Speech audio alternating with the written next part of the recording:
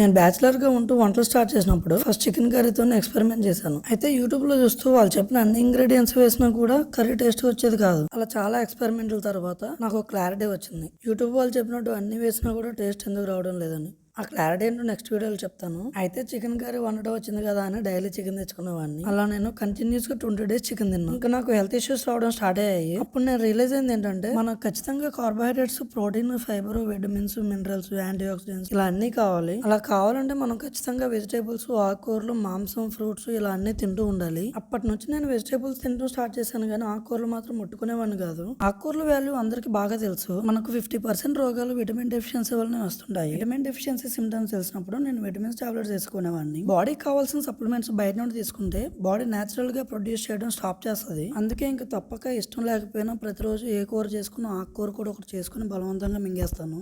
నేను బల్కింగ్ చేస్తున్నాను. సబ్స్క్రైబ్ చేసుకోండి. నెక్స్ట్ వీడియోలో కలుద్దాం. Bye bye.